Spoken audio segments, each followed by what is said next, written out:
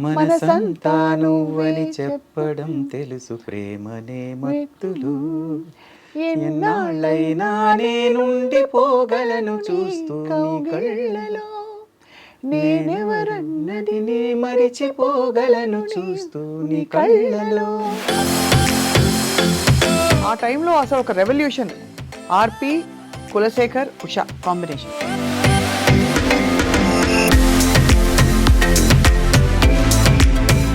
కులశేఖర్ గారి అంత్యక్రియలకు వెళ్ళినప్పుడు మీరు గుండె చాలా బరువు ఎక్కిపోయి ఉంటుంది. నేను కూడా మీతో మాట్లాడాను ఆ టైంలో. అంటే ఆయన గత కొన్ని సంవత్సరాలుగా అవుతున్న సఫరింగ్ నుంచి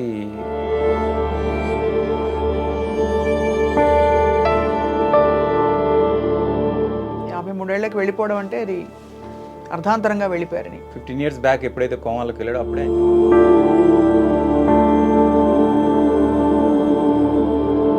ఎంతకాలం కోమాలో ఉన్నారు ఆర్పి గారు? I don't want to remember that.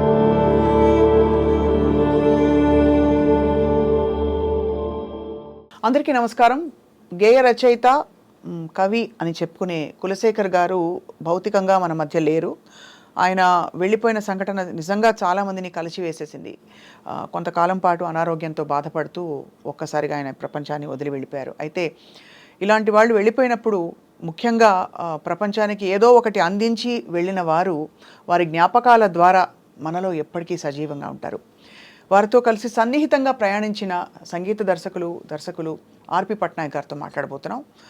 Kulasekhar గారు అనంగానే నిజానికి గుర్తొచ్చే మరుసటి పేరు అంటే తర్వాతి పేరు ఏది అంటే అది ఆర్పి పట్నాయక్ గారి పేరే. పట్నాయక్ గారు నమస్కారం సార్. నమస్తే. కులశేఖర్ గారి నిజంగా అంత్యక్రియలకు వెళ్ళినప్పుడు మీరు గుండె చాలా బరువు ఎక్కిపోయి ఉంటుంది. నేను కూడా మీతో మాట్లాడాను ఆ టైంలో. అంటే ఫ్రాంక్గా బ్లాంక్గా ఉన్నాను నేను. బరువు ఎక్కలేదు, నాకు కనీసం ఒక చుక్క కన్నీరు కూడా రాలేదు. అంటే ఆయన గత కొన్ని సంవత్సరాలుగా అవుతున్న సఫరింగ్ నుంచి రిలీవ్ అయ్యాడనే ఫీలింగ్ వచ్చింది నాకు. అందుకు ఇట్స్ గుడ్ ఫర్ హిమ్. అందుకు నేను బ్యాడ్గా ఫీల్ అవ్వలేదు, ఏడిపోయిన రాలేదు నాకు. అంటే మనం ప్రపంచంలో కొన్ని లెక్కలు పెట్టుకుంటాం కదా సార్, చిన్నవారని ఒక ఫీలింగ్. ఎప్పుడు వెళ్ళిపోవాలంటే మనకి కనీసం 80-90 సంవత్సరాల వరకు బ్రతికితే సంపూర్ణ జీవితం అని అనుకుంటాం. కులశేఖర్ గారికి వయసు తక్కువే నిజానికి, 53 ఏళ్ళు. 53 ఏళ్ళకి వెళ్ళిపోవడం అంటే అది అర్ధాంతరంగా వెళ్ళిపోయారని. అంటే ఆయనకి 15 years బ్యాక్ ఎప్పుడైతే కోమాలోకి వెళ్ళాడో అప్పుడే ఆయన చనిపోయాడు నా ఉద్దేశం. ఆ తర్వాత ఆయన ఇంకా ఒక జర్నీ జరిగింది అంతే, చాలా పెద్ద జర్నీ అది. ఆ జర్నీలో ఏవో జరిగాయి, అసలు సంబంధం లేకుండా ఆయనకి సంబంధం లేనివి, ఆయనకి ఇవన్నీ అసలు మనం మాట్లాడుకోవడం అన్నీ ఉన్నాయి దానిలో, ఆ జర్నీలో. అందుకు అలాంటి ఒక సఫర్ అవుతూ ఉండే హెల్త్ పరంగా కానీ సోషల్ దీని పరంగా కానీ ఏ రకంగా అయినా ఇలా జర్నీ చేసే కన్నా ఆ విముక్తే కరెక్ట్ అనిపించింది నాకు. ఎంతకాలంగా వారు మీతో టచ్లో లేరు సార్? అంటే మీరు వారు మాట్లాడుకుని అంటే ఇది వచ్చిన తర్వాత, అంటే కోమాలోంచి మెలకు వచ్చిన తర్వాత అడపదడప కలిసేవాళ్ళం. ఎలా ఉండేవారు అప్పుడు? బాగానే మాట్లాడతాం, అంతా బాగానే ఉంటుంది, అదేం ప్రాబ్లం లేదు. కానీ ఆల్మోస్ట్ ఒక మిరకల్ కదా సార్ కోమాలోంచి బయటికి రావడం అనేది. బయటికి వచ్చిన తర్వాత కూడా ఆయన ఎవరిని గుర్తుపట్టలే, అసలు ఫ్యామిలీ మెంబర్స్ని కూడా గుర్తుపట్టలేని స్టేజ్. ఆ టైంలో నేను తేజ గారు వాళ్ళ ఇంటికి వెళ్తే అప్పుడు మా ఇద్దరిని గుర్తుపెట్టాడు. అక్కడ నుంచి హీ స్టార్టెడ్ రికగ్నైజింగ్ పీపుల్. ఏదో ఉంది రుణానుబంధం అనిపించింది. అదే అదే అదే అనిపిస్తుంది. ముఖ్యంగా మీరు సూత్రధారిగా, అంటే నాకు తెలిసిన కొద్దిపాటి మీ జీవితం గురించి పట్నాయక్ గారు, బహుశా మీకుండే కొంత ఆధ్యాత్మికత అనుకోవచ్చు, ఏదో ఒకటి నిమిత్త మాత్రంగా చాలామంది జీవితాల్లో మీరు ఒక కీలక పాత్రగా ఉన్నారు, ఒక కీలక వ్యక్తిగా ఉన్నారు, ముఖ్యంగా కష్టంలో ఉండే వాళ్ళకి. అలా అని మరి మీరు ఎప్పుడు ఉద్వేగంగా నేను చూడలేదు, బోరుమని బళ్ళుమని నవ్వి చూడలేదు, బోరుమని ఏడ్చి చూడలేదు. సో ఏంటి సార్ కులశేఖర్ గారితో మీ అనుబంధం? అంటే కెరియర్ స్టార్ట్ అయింది అంటే నీకోసం సినిమా తర్వాత చిత్రం సినిమా ఏదైతే ఉందో ఆ సినిమా కోసం మేమిద్దరం కలిసి తేజ గారు ద్వారా ప్రయాణం స్టార్ట్ చేశాం. కాబట్టి తేజ గారు కులశేఖర్ గారికి ఇండస్ట్రీకి పరిచయం చేస్తే కులశేఖర్ గారికి పరిచయం చేసింది నేను తేజ గారికి. అలా స్టార్ట్ అయింది. కాబట్టి ఆయన కెరియర్ సీడ్ వేసింది అయితే మేమిద్దరం అని చెప్పాలి, నేను తేజ గారు. అక్కడ నుంచి ఆయన వెనక్కి తిరిగి చూడనంత హైట్కి వెళ్ళారు. నా పాటల్లో ఇంచుమించు 80% సాంగ్స్ ఆయనే రాశారు. అవును అవును. అది ఎలా ఉండేది సార్ మీ ఇంటరాక్షన్ వారితో, కులశేఖర్ గారితో? బాగుంటుంది. చాలా అంటే అది అంటే it's not just lyric writer music director friendship. సరదాగా ఆయనకి జెన్ కార్ ఒకటి ఉండేది 40 ఆ కార్లో ఎక్కి తిరిగేవాళ్ళం బాగా. సడన్గా మూడు వస్తే గుట్టుకెళ్దామా అంటే సరే వెళ్ళిపోదామని యాదగిరి గుట్ట వెళ్ళిపోయేవాళ్ళం. అలా ఆయనకి డ్రైవింగ్ బాగా ఇష్టం అనమాట. అలా చాలా there was a good journey ఇద్దరిది. అంటే కార్లోనే కాదు, ఈవెన్ రియల్ లైఫ్లో కూడా కొన్ని సందర్భాల్లో పాటలు వర్క్ జరుగుతున్నప్పుడు డిస్కషన్స్ ఒక అంటే ఆయన కొంచెం మేధావి కదా బాగా. కొన్నిసార్లు కవుల్ని మనం ఎంత కంట్రోల్ చేసినా వాళ్ళ ఇది వస్తుంది, ఇంటెలిజెన్స్ బయటకు వస్తుంది. తేజ గారు ఏంటంటే లేదు నాకు రిక్షావాడికి కూడా అర్థమయ్యేంత కామన్ లిరిక్సే కావాలి, నాకు అసలు ఆ హై లెవెల్ లిరిక్స్ వద్దు అని ఆయన పట్టుబట్టేవాళ్ళు అనమాట. లేకపోతే ఆయన హై లెవెల్ రాస్తారా మామూలుగా సహజంగా? అప్పుడప్పుడు వచ్చేస్తుంది కదా కవిగా. అవును. అలా వచ్చినప్పుడు నేను ట్యూన్ ఇచ్చేస్తాను, ఆ ట్యూన్కి ఆయన రాసేస్తారు. నేను లేనప్పుడు తేజ గారి దగ్గరికి వెళ్ళి వినిపిస్తాడు. ఆయన వినిపించాక తేజ గారు లిరిక్ చూసి ఈ ఒక్క లైన్ నాకు ఎందుకో కొడుతుంది, ఆర్పి రానివ్వండి అంటారు. నేను వెళ్ళాక తేజ గారు ఏం మాట్లాడరు, ఈయన సైలెంట్గా ఇలాగిస్తాడు లిరిక్ చూసి ఈ ఒక్క లైన్ కొడుతుంది సార్ అంటారు. వెంటనే తేజ గారు అర్థం చూసి నేనేమైనా చెప్పాను ఆయనకి, మీ ముందే అన్నా కదా, సేమ్ ఆయన కూడా ఇదే అన్నాడు కదా అంటే ఒకసారి ఒక లైన్లో అర్థం చేసుకోరు పిచ్చి జనం అలాంటిది ఏదో రాశాడు ఆయన. రాసి అది చదువుతూ అర్థం చేసుకోరు పిచ్చి జనం అని మా ఇద్దరు వైపు చూసి తేజ గారు నేను ఇద్దరం నవ్వుకున్నాం బాగా. అయితే ఏంటంటే అది అంటే ఒక కవిని కన్విన్స్ చేయాలంటే కొంచెం కష్టం. ఎందుకంటే వాళ్ళ తెలివితేటలు కొంచెం ఎక్కువ ఉంటుంది, మనకన్నా ఐక్యూస్ ఎక్కువ ఉంటాయి, ఎక్స్పోజర్ ఎక్కువ ఉంటుంది, భాష మీద పటుత్వం ఎక్కువ ఉంటుంది. అవును. అలా చూసుకుంటే మేమేంటంటే లేదు సామాన్యులకి పామరులకి అర్థం కావాలి కాబట్టి అసలు మాకు అసలు ఆ టాలెంటే వద్దు అని కంట్రోల్ చేయడం. ఆయన కంట్రోల్ అవుతూనే అంటే చాలా రేర్ ఇవి సిచ్యువేషన్స్. ఆత్రేయ గారి ఇన్ఫ్లుయెన్స్ బాగా ఉంది కాబట్టి ఆ అలత పదాలు ఎక్కువ ఉండే. ఒక్కొక్కసారి ఏదైనా హార్ష్ వచ్చినప్పుడు ఇలా జరిగేది డిస్కషన్. తేజారు నేను ఎన్నిసార్లు నవ్వుకున్నాం అది గుర్తొచ్చినప్పుడల్లా. అర్థం చేసుకోరు పిచ్చి జనం. మీ ఆయన రాసిన మీకు చాలా ఇష్టమైన పాట ఏది బాగా కుదురుకుంది అనుకున్నారు మీరు కులశేఖర్ గారిది మీకోసం రాసిన పాటల్లో? అంటే ప్రతిదీ దేనికదే. అదే నేను చాలామందికి తెలియని పాట ఒకటి ఉంది శుభవేళ సినిమాలో, చిలకలాగా చినుకులాగా తెలుగువారి పల్లెటూరి ఎంకిలా.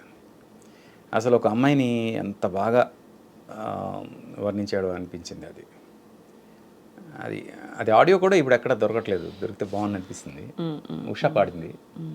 ఆ పాట పాడిన తర్వాతే తేజ గారు నేను అనుకున్నాం ఉషాని మన నెక్స్ట్ ఫిల్మ్స్ అన్నింటిలో కంటిన్యూ చేద్దామని. అంత బాగా పాడింది ఆ పాట.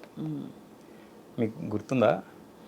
చిలకలాగా చినుకులాగా తెలుగువారి పల్లెటూరి ఎంకిలా, కొలనులోని కలువలాగా వాలిపోని మొక్కజొన్న కంకిలా, తామరాకు మీద నీటి బొట్టులా వరిగింజ దొంగిలించు పాల పిట్టలా, కొప్పులోన ముడుచుకున్న పువ్వులా ఉయ్యాలలుగు చంటి పాప నవ్వులా, సాగిపోనీ హాయి రాగం వయసు జోరు మంచి హోరు మీద ఉన్న వేళలోన చిలకలాగా.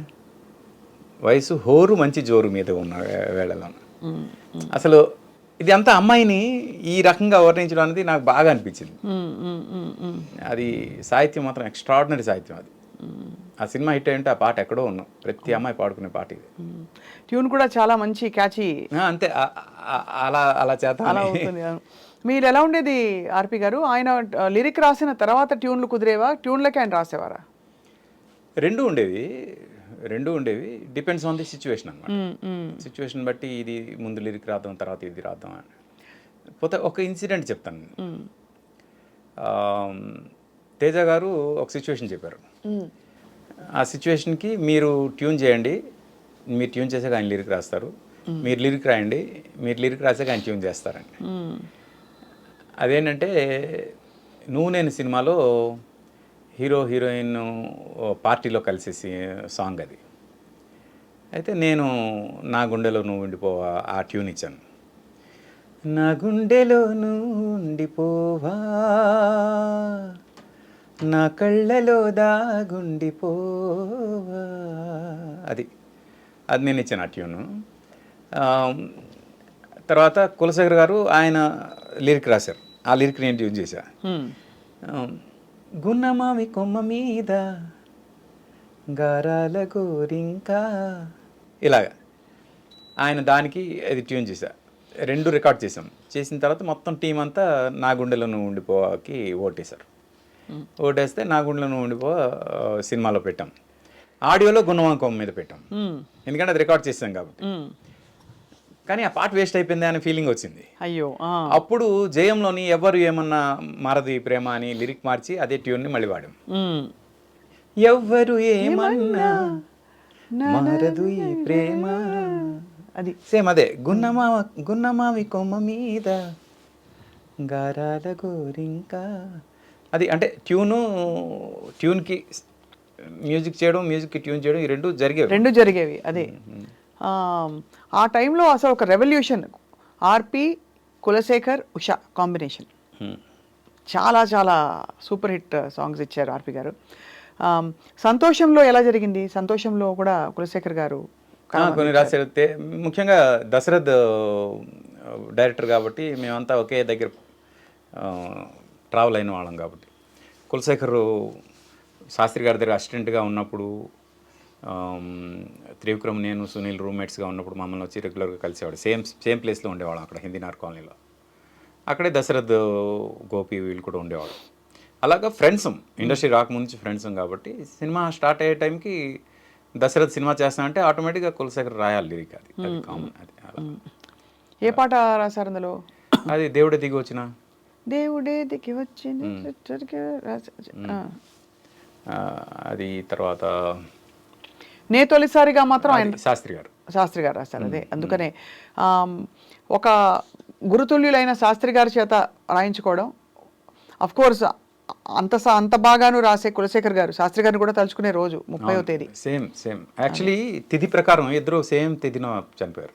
అదే ఏకాదశి, కార్తీక మాసం ఏకాదశి 3 years బ్యాక్ గురువు గారు సేమ్ అదే తిథిలో.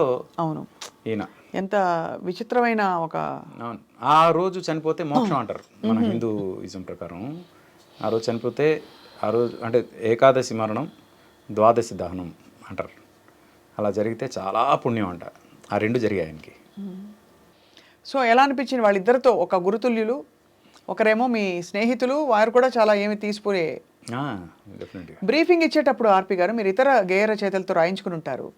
ఏది మీకు బాగా కుదురుకోవడానికి కులశేఖర్ గారితో కంపేర్ చేస్తే ఇతరులు ఎలా ఉండేది? అంటే ఫ్రాంక్గా సిచ్యువేషన్ అనేది డైరెక్టర్ క్రియేషన్, అది నేను క్రియేట్ చేసేది కాదు. ఎదురికి కూర్చోబెట్టి సిచ్యువేషన్ డైరెక్టర్ చెప్తారు కాబట్టి, ఆ తర్వాత వచ్చిన లిరిక్కి ఏమైనా కరెక్షన్ ఉంటే నేను చెప్తా తప్పితే నేను బ్రీఫింగ్ ఇచ్చేది ఏముండదు. డైరెక్టర్గా నేను చెప్పేది ఏముండదు. ఎందుకంటే డైరెక్టర్స్ బేబీ.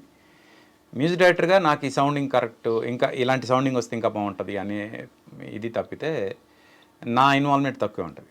పోతే నేను ఆ విషయంలో కొంచెం సాడిస్ట్నే. అది కొంచెం అంటే డైరెక్టర్ ఓకే అన్న తర్వాత కూడా కొన్ని సందర్భాల్లో లేదు నాకు ఇలా కావాలి అని చెప్పిన సందర్భాలు ఉన్నాయి. ఇక నాకు చాలా ఇష్టమైన, చాలా మందికి ఇష్టమైన శ్రీరామ్ పాటలు కులశేఖర్ గారు రాశారు. ఆ పాట నాకు ఇష్టమైన పాట. తీయని కళలను అంటే ఫస్ట్ 4 lines, లాస్ట్ 2 lines నేను రాశాను. అది మాతృక మీరు రాసి ఇచ్చేశారు. మధ్యలో 6 lines రాసే టైం కానీ తెలివితేటలు కానీ లేవని నాకు అర్థమయ్యాయి. అవి ఆయనతో రాయించారు. మీకు రాయాలని ఎందుకు అనిపించింది అప్పుడు? అంటే మీకు అలవోగ్గా వచ్చేసాయి? అలా అలవోగ్గా వచ్చింది ఆ ట్యూన్ చేస్తున్నాం. అది కానీ ఆయన రాసిన లైన్లు నేను రాసిన లైన్ల కన్నా బాగుంటాయి. అవునా? ఆబ్వియస్గా. అయితే ఆయన రాసిన లైన్ మీకు గుర్తున్నాయా? మనసంతా నువ్వని చెప్పడం తెలుసు, ప్రేమనే మత్తులు, ఎన్నాళ్ళైనా నేనుండిపోగలను చూస్తూ నీ కళ్ళలో, నేనెవరన్నది నీ మరిచిపోగలను చూస్తూ నీ కళ్ళలో. అది మీరు నేను రాసింది. చల్లని మంటలు ఎరగవేనాడు ప్రేమ సెగలేమిటో ఇలా ఉంటుంది అది. సారీ నువ్వే చల్లని మంచుకు అలా వస్తుంది. మంచుకి దాని మంచు కన్నా చల్లనైనది, దీనికన్నా మంటల కన్నా వెచ్చనైనది అలా ఉంటుంది ఆయన ఎక్స్ప్రెషన్. అది నువ్వు వెచ్చని మంటలు ఎరగవేనాడు ప్రేమ సెగలేమిటో అంటే అది. అంటే నువ్వు వెచ్చ మంటలు కూడా ప్రేమ సెగలుకి అర్థం కావు వాటికి అన్నట్టు అలా. అవి బాగుంటాయి ఎక్స్ప్రెషన్స్. వచ్చి రాని కన్నీరుకే తెలుసు ప్రేమలో తేమిటో అలాంటి. వచ్చి రాని కన్నీరుకే తెలుసు ప్రేమలో తేమిటో. ప్రోమలు బాబా భలే ఉందండి ఆ లైన్ మాత్రం. లేదు ఆయన రాసిన లైన్ ఇంకా బాగుంటుంది. తరించిపోతారు. అలా అయితే కులశేఖర్ గారితో మీ సంగీత ప్రయాణం బహుశా మీరు ఈ అవతారం మార్చి మీరు దర్శకత్వంలోకి వచ్చి చేసినప్పుడు ఎలా ఉండేది ఆయనతో మీ అనుబంధం? ఆయన రెస్పాన్స్ ఏంటి? సంతోషపడ్డారా? మీరు ఇంకా పాటలు చేయాలని అందరూ కోరుకున్నట్టు ఆయన కూడా అనుకున్నారా? అంటే నేను డైరెక్షన్కి వచ్చే టైంకి ఆయన ఇంకా మనలో అంటే మన లోకల్లో లేరు. ఎంతకాలం కోమాలో ఉన్నారు ఆర్పి గారు? అదేదో ఉందండి ఆ ఫేజ్, నాకు కరెక్ట్ గుర్తులేదు. I don't want to remember that అనమాట. I understand. But you must have been very shaken by. Yeah it was something. అంటే అసలు ఎక్స్పెక్ట్ చెయ్యండి కదా అది. కొంచెం ఆ టైంలో మాత్రం కొంచెం ఇబ్బంది పడ్డాం. ఈవెన్ ఫ్యామిలీ కూడా చాలా సఫర్ అయ్యారు. ఎలా హ్యాండిల్ చేయాలి ఇప్పుడు ఈ సిచ్యువేషన్ అనేది. ఎన్నాళ్ళు ఉన్నారో మీకు తెలియదు? అదే మీరు కొన్ని మంత్స్ ఉన్నారు. ఐ జస్ట్ వండర్ థింకింగ్, కొన్ని మంత్స్ కోమాలోకి వెళ్ళిపోయాక మొదటి పలకరింపు లేదు, స్పృహ వచ్చే పరిస్థితి కుటుంబానికి ఎలా ఉండేదని? లేదు అంటే కళ్ళు ఓపెన్ చేశాడు కానీ ఎవరిని గుర్తుపట్టలేని పరిస్థితి. అలా దిక్కులు చూస్తూ ఏదో దీనిలో. నేను తేజ గారు కలవడానికి వెళ్ళినప్పుడు ఫస్ట్ టైం మమ్మల్ని గుర్తుపట్టాడు అని మాత్రం తెలిసింది. అది ఆ తర్వాత నో కనెక్షన్, ఎక్కువ కనెక్షన్. తర్వాత అప్పుడప్పుడు కనెక్షన్, ఇప్పుడు కలిసేవారు. బయట తిరిగేవారు అప్పుడు? తర్వాత ఆయన తిరిగారు బాగా. ఆయన ఎక్కడ తిరుగుతున్నారో తెలియని పరిస్థితి మాకు. అలా వెళ్ళిపోతున్నారని కొన్ని రకరకాల వార్తలు వచ్చాయి. అప్పుడు ఆ శటగోపంకి సంబంధించిన న్యూస్ వచ్చింది చూడండి. అవునవును. అప్పుడు రాజమండ్రి జైలర్తో మాట్లాడాను నేను. మాట్లాడితే అది అంటే అప్పటికి అరెస్ట్ వారెంట్ ఇష్యూ చేశారు, అంతా అయిపోయింది. జైలర్తో మాట్లాడి సార్ ఆయన చాలా మంచి ఆయన సార్, అలాంటివి ఏం చేయాలి. ఎందుకు వచ్చింది సార్ ఆ సంఘటన? అసలు ఏం జరిగింది అప్పుడు? ఏమో తెలియదు మనకి. అంటే హీ వాజ్ నాట్ స్టేబుల్. ఆ కోమా నుంచి వచ్చిన తర్వాత హీ వాజ్ నాట్ స్టేబుల్. అందుకు మనం అది ఎందుకు వచ్చింది ఏంటి అనేది కరెక్ట్గా చెప్పలేం కానీ అదే he was not stable. But arrest warrant అయితే ఆయన అరెస్ట్ చేద్దామని ట్రై చేశారు. అప్పుడు నేను జైలర్తో మాట్లాడాను, రాజమండ్రి జైలర్తో. సార్ ఇలాగా కులశేఖర్ గారిని దీనిలో చేశారంటే కదా, ఏమైనా కన్సిడర్ చేయగలరా అంటే కొంచెం జాగ్రత్తగా. ఏదంటే ఆయనకి సైకలాజికల్గా కొంచెం వీక్గా ఉన్నారు అంటే, సైకలాజికల్గా వీక్గా ఉన్నారని ఒక్క మాట అంటే చాలండి, మెంటల్ హాస్పిటల్ పెట్టేస్తారు, అది బెటరా ఇది బెటరా మీరే డిసైడ్ చేయండి అన్నాడు. ఎందుకంటే jail is much better then asylum. అందుకు సరే అని ఇదేమో రిలీజ్ అయిన తర్వాత మళ్ళీ ఇంట్లో తీసుకొచ్చారు, ఇంట్లో పెట్టారు, మళ్ళీ వెళ్ళిపోయారు. ఇవన్నీ పాపం చాలా నరకం అండి. కుటుంబ సభ్యులకి ఎంత కష్టం వచ్చి ఉంటుందండి. చాలా చాలా. ఆయన పిల్లలు సార్? 2 పిల్లలు, పాప బాబు. Luckily they are settled. అంటే సెటిల్డ్ ఇన్ ది సెన్స్ బాబు ఏమో ఇప్పుడు ఇంజనీరింగ్ ఫైనల్ ఇయర్ చదువుతున్నాడు, పాప ఆల్రెడీ కంప్లీట్ చేసి షీఈస్ ఆల్మోస్ట్ దేర్. అందుకు వాళ్ళ వరకు టెన్షన్ లేదు. వాళ్ళ మదర్కి థ్యాంక్స్ చెప్పాలి ఆ విషయంలో. గ్రేట్ ఆవిడ. వాళ్ళ బ్రదర్ అంటే సీను అని, తను కూడా పాపం పెళ్ళి కూడా చేసుకోకుండా ఈ ఫ్యామిలీని చూసుకున్నాడు. అది చాలా కష్టకాలం సార్. ఎంత మనం వేదాంతం వైరాగ్యం గురించి మాట్లాడినా ఒక మనిషి భౌతికంగా వెళ్ళిపోవడం ఆ కుటుంబానికి చాలా కష్టకాలం. అంటే నిన్న విద్యాగాన్ని కంట్రోల్ చేయడం చాలా కష్టమైంది నాకు, ఎవరికి కూడా.